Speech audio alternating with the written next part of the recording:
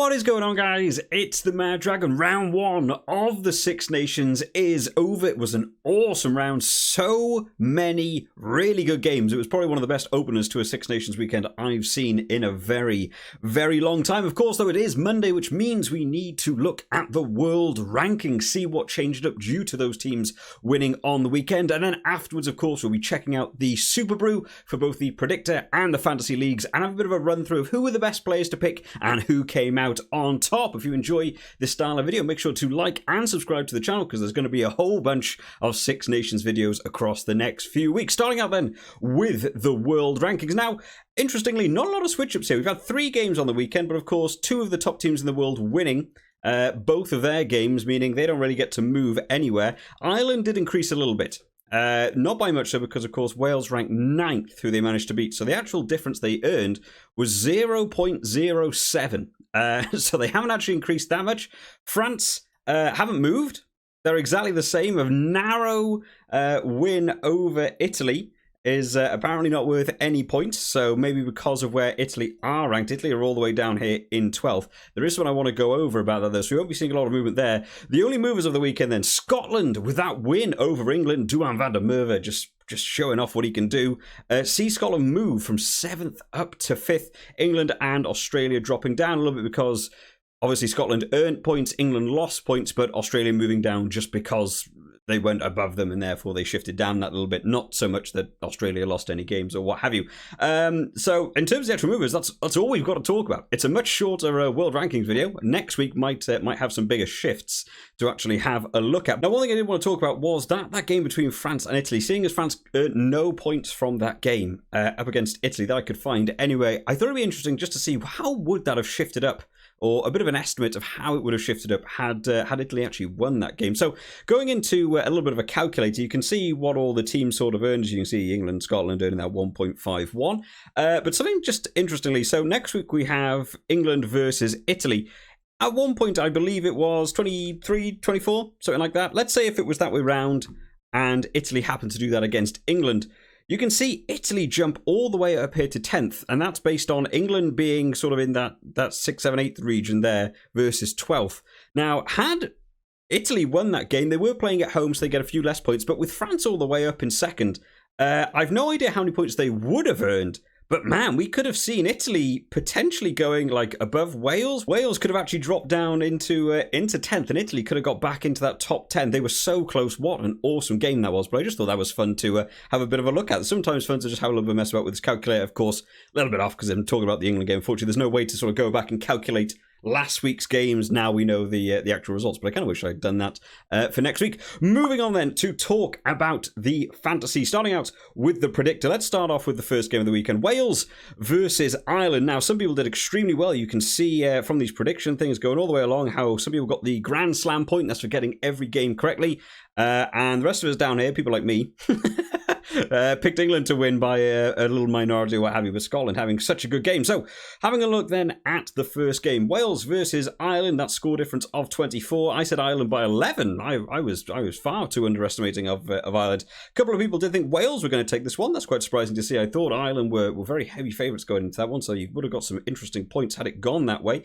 In terms of people getting out there then, Schmitting's UK, the only person to go out there into the 20s, getting yourself the point, the half bonus point and the extra bonus point, 2.5 from that one. Most people did go for Ireland, but not a lot of points to actually earn from that game because Ireland just so devastating in that one. England versus Scotland, where we're going to see a bit more of a shift up. A lot of people back in England, actually. That's interesting. I thought it might be more 50-50. I leant towards England a bit more just due to having the home advantage.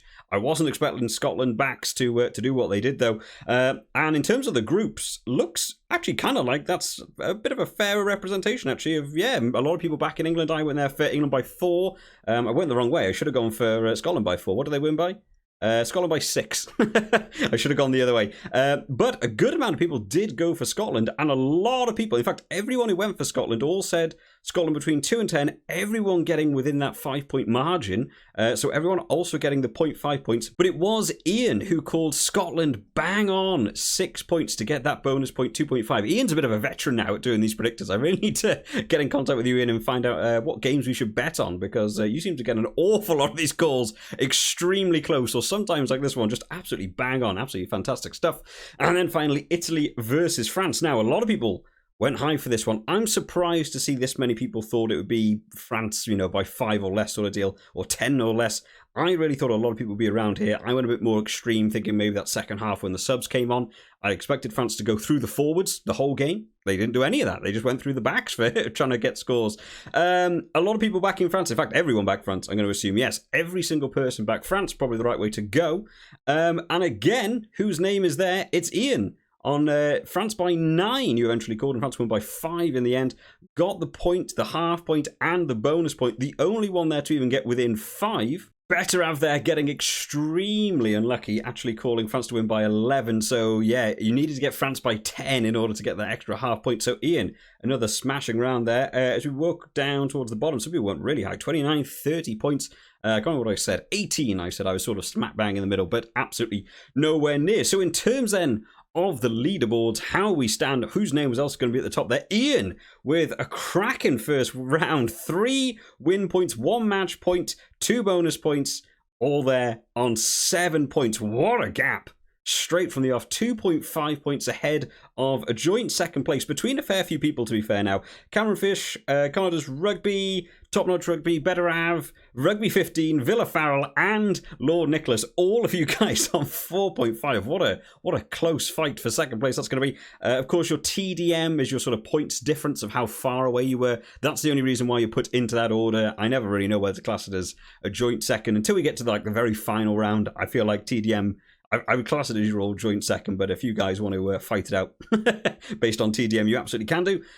Moving down in terms of third place goes to Schmitting, just an outright third on 3.5. I'm new here, gets 2.5. There's a couple of people here on 2. Oh, I'm in the 2s. I'm not doing too bad. I'm in joint 13th there with Bowie. We're both on 36 as well. Hey, that's fun. We're doing pretty well there. And then we get down to the bottom where we have T. Davis, Dave Wakefield down the bottom there on his 1 point, a little bit further out, and then a couple of people who obviously didn't manage to lock in time. So congratulations to Ian on winning the first round. Ian, let's see if he can hold out this one. We've had interesting times in the past where big leads have slipped away. Let's hope you can see it out. Moving on then to the fantasy, where this year we've had, I believe we're up to 35 people, which I think is the most we've ever had in one of these fantasies. So competition getting extremely high. Thank you to everyone who is joining in with these leagues. It makes it so much more fun when loads of people get involved. Now, in terms of Superbru, there's not really the nicest sort of layout for it, unfortunately. So as you can see, we've got the graph here with what everyone scored. All the different colours represent the different positions and how much you scored based on that.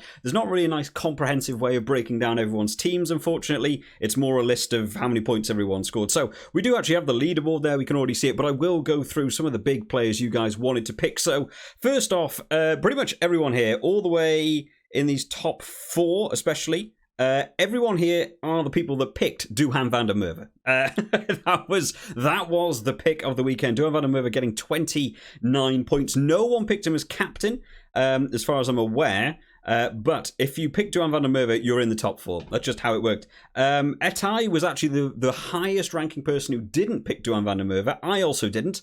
I sold him for Mac Hansen at about midnight the day before. What a terrible decision that was. Mac Hansen scoring almost nothing. He got about 6.5 compared to 29. But we'll have a bit of a run through of different positions. So in terms of your props in the blue, I believe the best 2 were Ellis Genge and Finlay Bealham in terms of scoring high points. So if you had either of those, you will have scored pretty high. Best hooker, by far, Dan Sheehan, scoring 15. So if you can see, everyone else has a bit of a slither of green. 15 is Dan Sheehan. Everyone else basically scored the same, about 5 to 5.5. I'm not really sure what Dan Sheehan did. I think he played very well. He was all over the park. I have looked at his stats after the game, and most of his stats look rather average, so I'm not sure what he did to score quite so many points, but hey, he's done pretty well there. In the lock department then, the picks you wanted to go for were James Ryan and Flamand from France, who I actually managed to get, so I actually got a pretty high one there. I got 24.5. Cersei did manage to just pick me off there, though, on that 25 versus 24.5, so did win that one. In terms of your back rowers then, top scorers were Josh van der Fleer and Keelan Doris, both there on 18. I had both of them in my team, so I'm quite high there on the red scale. Third place was Matt Fagerson. I don't actually know if anyone picked Matt Fagerson, but he did score 14, so he did pretty well there. Scrum half was actually quite close. Ben White ended up being the top one on that 11.5, of course, getting his try. But a lot of people did go for DuPont, including Cameron Fish there went obviously for a captaincy on DuPont. No one actually scored 21 in terms of the scrum half. Fly halves, underrated in this one, it feels like. Best one was Johnny Sexton, out there on 20.5. Second best was Finn Russell on 19.5, and obviously a lot of those points also coming from kicking. Not just that they sort of played, extremely well. I think in terms of highest actual points, like for a player, I think Marcus Smith actually got the highest. But it was that kicking duty that sort of made those other two go up higher. And then in your centres, centres were rough. There was no inside centres that scored well. If you picked an inside centre, you were struggling this weekend. But the two outside centres that scored the best were Hugh Jones and Gael Ficou. I went for ring rows, who did quite poor in terms of the Superbru, unfortunately. Only got like 5.5. And then finally, in that back three, man, there were some big scores here. If you went for your wingers, you knew what you were doing. Duan van der Merwe, of course, absolutely that big boy there on his 29 points. James Lowe also got 18, and Max Malins got 17. They were your three to go for. Now, I ended up actually sort of recovering this slightly because I had Thomas Ramos in the backs, but I also had him as my kicker, so that sort of saved me a little bit there. That actually made him slightly higher than the other ones. That actually put him up to 21 by selecting him as kicker, but a couple of those missed kicks, he should have probably scored a bit more. But yeah, picking your wingers last week was absolutely the way to go in terms of those scores. So overall then, in terms of the leaderboards, as we stand at the end of round one, out in first place, David Wakefield on 198, almost 200 from a single round. A fantastic opening round. Rugby 15 not far behind on 195, and GMC 10 on 194. That is quite a close battle for those top three. Picking Duan van der Merwe absolutely puts you up there. A little bit of a tighter fight for fourth place between Cameron Fish and Etai. Only a point and a half between you guys. Ian manages to pip me by 0.5. So close in that one there. We're both on that 177 marker. We'll scroll down the list slowly. A couple of other people got involved in that sort of 170 margin. A couple of people here also very close in terms of that 169. So pretty close to that 170 marker. And then as we sort of go down here towards that 160, Dan Can't Ruck there with his crown. Of course, Dan won this last year, so he has the crown. That's the man to beat this year, if there's one to beat. Moving down, we had a couple of people all in towards the 150s.